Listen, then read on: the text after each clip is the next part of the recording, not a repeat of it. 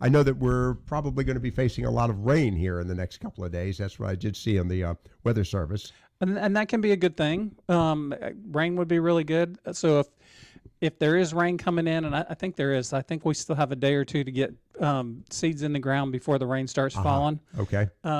Now would be a good time to start putting some of those seeds in, like beets and peas and carrots. Okay. Stuff that you can put in this time of the year as a seed, and it'll germinate and grow. Most of those cool season crops like the beets and the carrots and the radishes are anywhere from 30 to 60, maybe even 45 days. Okay. So most of those you should be able to get in and be able to harvest them. One of my favorites that I'm going to try this year is going to be spinach. Ooh. I don't grow that very often, but this year I've got a couple of containers, so it's a little bit higher. I don't have to get down on my hands and knees to cut it. So I'm going to try some spinach this year and see how that does. If it does well in containers, then I might grow some more again in containers next year. Okay. You talk about containers, container farming. How does that differ from doing it out in the yard? Well, the difference is that the containers usually dry out a lot quicker. You have a lot more control over what goes into the container, so you can put in the amount of fertilizer or the amount of nutrients that you want in there. Okay. And make sure that the crop's getting everything it needs. You're not guessing. Oh. And so you're controlling the water, you're controlling the nutrients. You get a little bit better crop in a container But than you do. Do you get the same taste from a container? You do. Oh, you do? There are some differences in flavor from a container grown. For example, if you're in the Bogue Sound area and you're growing a watermelon in a container, you're not going to get the same sweetness from the watermelon in a container that you would if you grew it in the ground. Okay. But as far as most crops, yeah, like tomato plants, if you grow it in a container, you're still going to get the same flavor from the tomato that you would if you grew it in the ground. All right. Let's talk about that in relationship to the soil. Now, can I, for example, you mentioned the Bogue Sound watermelon. Mm-hmm. Is it the sandy loamy soil that adds to the sweetness is the first question. It could be the higher pH, or it could be the extra calcium from the seashells. They have never done any research to say exactly what causes the extra sweetness in the watermelon. Mm-hmm. I think it's probably the fact that it's in a drier soil, so there's not so much water sitting there around the root system, and the watermelons don't take up as much water, and so they concentrate the sugars in the fruit. All right. So I'm going to do a container garden. Mm-hmm. Can I use the natural soil that is around my garden and use that as a soil for the container? I would say probably not. Why not? And a couple of reasons for that is that, first off, the reason for growing in containers is because there's usually something wrong with the soil that you're trying to grow in. So there's either some kind of insect or some kind of disease that's in the soil, and so you plant it in the container to be able to overcome that. And the other thing is that if you put soil in a container, it's so dense that the water never drains out, and then it stays too wet. Okay. So let's talk about what is in the container. Okay. A lot of times what you get when you get a bag of garden soil or potting soil, you get something that's sterile. So you're starting off with, sometimes there's peat moss in there. Sometimes it's mostly pine bark. Occasionally they'll put some vermiculite in there. I've run across a couple that have compost in them, and one or two that have sand.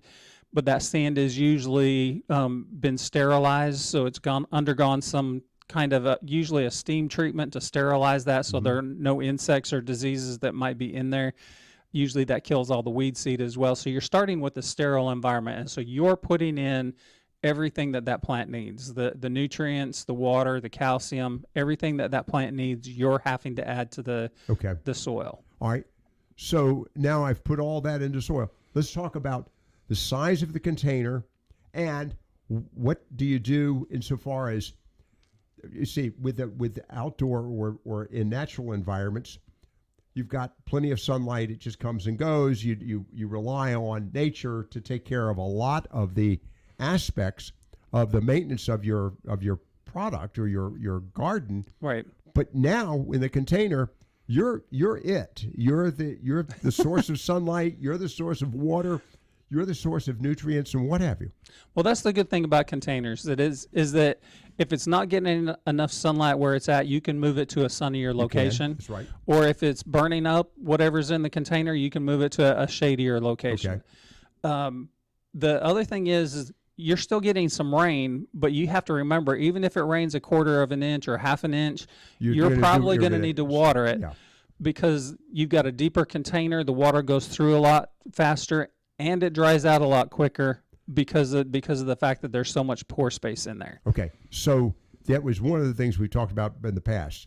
You have to be more attentive to irrigating or keeping your plants properly wet. Right. So one of the benefits of planting in the ground is that if you're going to be gone for a few days or up to a week, you can water it really good before you leave, and it'll probably survive until you get back. Gotcha. Unless you're gone for 2 weeks at a time, and then you better hope for rain. Right. But the soil, the native soil, will hold on to that moisture a little bit longer and provide more moisture for a longer period of time than what your container will. So there is a benefit to growing in the ground, but if you're growing in a container, you asked about the size of the container. Right. Usually, what I would recommend for like a tomato plant or a pepper plant would be a minimum of a 5-gallon container. Okay. Now, I have seen them grown in a 2-gallon container, but they're out there all the time adding water, or they have an automatic drip system that just constantly drips. Wait a second. What does the size of the container have to do with the issue of water? Well, if you're in a smaller container, you have a smaller volume of soil to hold on to the moisture, but you have that root system that gets bigger and bigger and bigger, and it doesn't stop growing just because the container's small. Gotcha. It continues to grow. So it's continuously needing to take up the moisture and the nutrients. And so if you have a smaller container, you have to water it more frequently. Well, now you mentioned something here that I've dealt with in the past. Can they become root bound? Yes, they can become root bound, and that's why I usually recommend a bigger container because they're going to be root bound a little bit later on in the season. Okay. The root bounding, does that cause a problem for the plant? And of course, what we're talking about is the roots eventually circle the entire exterior of the soil. Right. And you could practically just lift it out, not have a container. It makes its own container, as it were. Pretty much. The longer you leave it in a container, the more roots are in there, and the less you can see the actual soil or the potting mix that you use. The bad thing is if you're growing a perennial crop, so a tree or a shrub or something that's going to be there for 2 or 3 years, then being root bound is a bad thing because when you put it in the ground, the roots are used to going around in circles, and they're going to continue to do that unless you cut them and break them up some. Okay. With an annual plant like a vegetable, like a tomato or a pepper, you're going to pull that out at the end of the season. So being root bound, the only bad thing about being root bound is that you need to add more and more and more water. Okay. All right. So going back to the containers themselves, what kind of products can you use plastic, steel? Does it matter? You can use just about anything as a container. I've seen steel tubs used. I've got a couple of 5-gallon buckets, plastic 5-gallon buckets that I drill a couple holes in the bottom. Use those for growing tomatoes and peppers. You can buy the big pots, whether they're foam or concrete or whatever you want to get. If you're strong enough, the concrete are fine, but anything can be used as a container. Okay. You're drilling a hole in the bottom of the pot. Why? For drainage. You don't want the water to just build up and build up and build up. Okay, because it'll drown? It'll cause root rot on the bottom of those roots, and then it starts to creep up into the upper part, and you don't want the plant to struggle from root rot. Okay.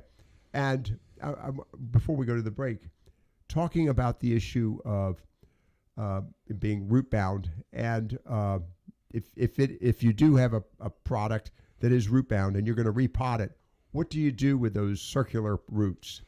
If it's just the thin roots like what you get with a tomato, you can just tickle them apart so that they're growing out away from the circling thing.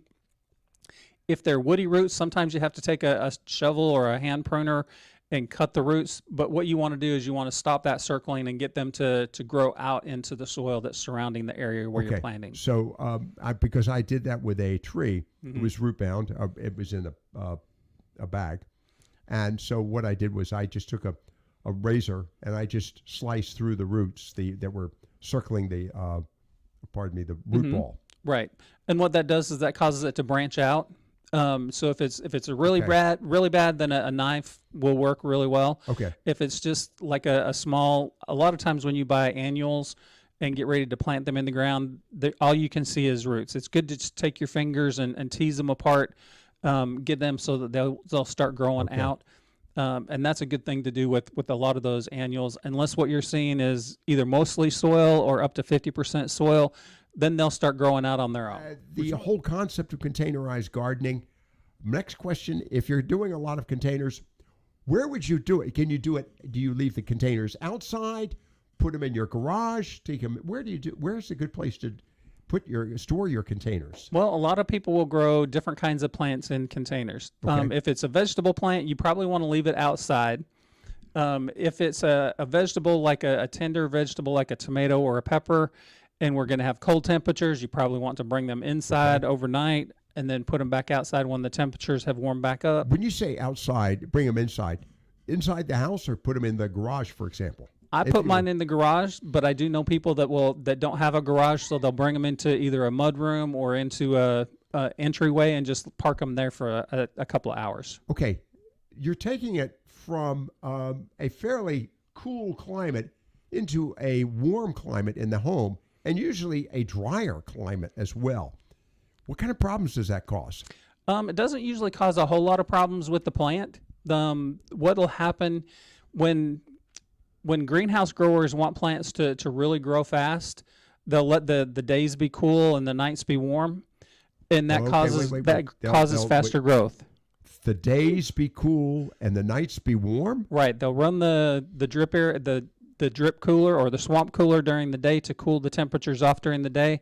That gets them to concentrate all their energy into the leaves, and then at night they let it warm up a little bit. And what that does is that causes the plant to grow a little bit faster during the night, because it's stored up all that energy, and it can go ahead and continue to grow and get a little bit more height and width to it. I'm sitting here trying to figure that out. Really? I don't know how it works, but that's just how it works. That's one of the things that we learned in greenhouse class. So the plants actually do most of their actual growing at nighttime. Right. They're building up the energy during the day because they need the photosynthesis in order to build the energy. But a lot of the actual physical growth usually will happen either early in the morning, later in the evening, or during the nighttime. Okay. We're talking with Shawn Banks. We're talking about containerized gardening. And Shawn Banks, of course, with Carter Cooperative Extension Agency. And I just want to make mention of this. There's a cooperative extension agent in every county of North Carolina. Are you finding more people interested in containerized gardening? More people don't have there's more and more people that are living around here that don't have a whole lot of space. So a lot of yard. You've got a little bit of space, and putting plants in containers and growing 1 or 2 tomatoes in a container works really well for them, because they don't have to mess up what little bit of yard that they have in order to dig a hole and plant a tomato plant every year. And so it's easier for most people to grow them in containers than it would be to grow them in a small spot of ground. Okay, one of the problems, of course, growing it in the ground is you have, you mentioned a few moments ago, various challenges like critters. You'll get, how you say critters, you'll get... There's insects and diseases in there. Diseases. Right. So do you have less of that in a container? Or if you do, how do you prevent it?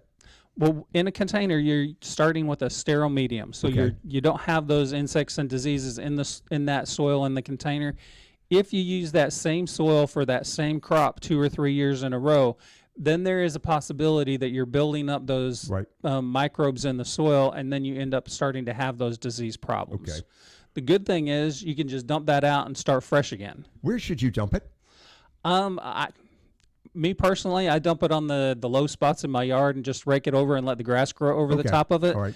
You could dump it into a flower bed. You can dump it anywhere where you need just a mulch, as long as it's not a plant in that same family that might have that same kind of disease pressure. Wow. Now I got to go do some research. Well, most of our vegetable crops don't have a flower that would be in that same family.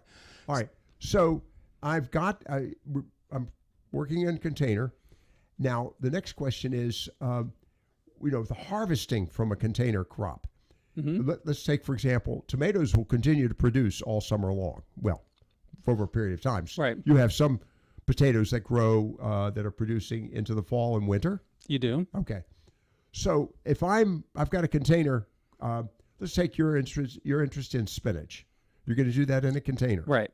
But it's a one-time only plant, isn't it? Correct. All right. What do I do with it after I've done can I use that again for something else? I can use that same soil for a different crop. So the spinach is going to be done probably around May or June. And so if I wanted to, I could put a pepper plant in there or a cucumber plant, or I could put a tomato plant if I really wanted to try and grow a tomato in a container. You squinted when you said that. Why would you not want to put a tomato in a? I like growing tomatoes in containers, but I want to get those tomatoes in those containers around mid-April or early May, not late May or early June. Got you. Most of the time, because I have problems with them when it gets really hot outside. I have a hard time keeping them wet. So a lot of times in my containers, because I'm not there as frequently, and I have a couple of trips that I usually take during the summertime, my plants usually dry out during the summertime if I don't get them in early. Wait a second. You told me that if you overwater your tomatoes, they'll something happens to them. Well, you have blossom end rot that can happen, or they get really soft and you get cracks in them. Cracks. That's what it was. Yeah. But if you keep that soil consistently moist, then you don't have to worry about the cracks. It's when it dries out and then you get really wet again. All right. Harvesting your container crops, that's something it's very easy to do. In other words, right? It's for me, it's easier to go ahead and harvest from the containers because the containers are up a little bit higher. I can sit on a chair and bend down and pick the spinach out. Okay. Or if I wanted to put a pepper in there, the peppers are up high enough that I might not even have to bend over to get the pepper. All right. What are the chances of, since the container's outside, either you get a disease in the container or insects of some nature? There is that opportunity because it is outside, there are those opportunities, especially for diseases that are carried or vectored by an insect from one plant to the next. Right. There is that likelihood. So like tomato spotted wilt virus could be transferred from a weed into a tomato that's in a container or into a pepper that's in a container by an insect going from the weed to the crop that I'm wanting to grow. That's always a possibility, whether it's in the ground or in a container. Okay. But it's less likely to get some of those soil-borne diseases like Phytophthora root rot or bacterial wilt that are born in the soil and not transferred by an insect. Again, we're talking with Shawn Banks of Carter Cooperative Extension Agency. All right, Shawn, let's talk about the type of plants that would be good for container gardening at this time of year. At this time of the year, you could put in there any of your cool season crops like your cabbage. We planted some potatoes in containers over at the Boys and Girls Club last week. You know, you say cool season, but if you're bringing the containers inside, does it matter? Well, if you put the cool season crops in there, you don't have to bring the containers out inside. Okay. You can leave them. You can leave them outside and not have to worry about it. Okay. So cabbage, broccoli, cauliflower, any of those cool season crops. You could plant your spinach in the containers about now. Any of those cool season crops. Do you keep the containers off the ground? I keep mine off the ground so that I don't have any contamination from the soil. That's what I was wondering about. Yeah. Because if the roots from the plant grow down through the pot and the holes are in the bottom and into the soil, then you might as well have grown the plant in the soil. Okay. We're wrapping up with you, and of course we're talking about containerized gardening, which I find very interesting. Are you finding now opportunities to experiment with containerized gardening? Possibly doing a garden product that isn't native to the area, for example. You can do a lot of different things in containers. One of the good things is that if you wanted to grow a citrus tree that normally would freeze in our area, you can plant that in a container, and then on cold nights when you know it's going to get down below 40 degrees, you just put it in the garage overnight. Then you can put it back outside once the temperature warms up, and you should be able to continue to keep those year-round. I'm wondering, any fruits that we would use in a container? I wouldn't try to grow avocados because the tree is just way too big. Big, yeah. But you can grow, like if you had a big enough container, you could put a banana tree in there. It just takes Okay. a long period of time, and you'd need to have a tall enough entryway to Yeah, where you're not right. bumping the No, banana as you're but the pulling it banana in. would stay inside. Right. Okay. All right. I was just wondering. Okay. Just to remind you, don't hesitate to give Shawn a call. Every cooperative extension agent in every county. And real quickly, I've never mentioned what is your phone number, Shawn? The phone number for our office here in Carteret County is 252-222-6352. 6352. Correct. And the prefix 222. Okay. Right. All right. And then the other aspect of any events taking place. We don't have any events. We just had our big speaker event this past week, and it was really good. We had over 200 people that were Wow. there. Native plants. And it was talking about native plants. So we don't have another big event coming up for another, well, probably till April.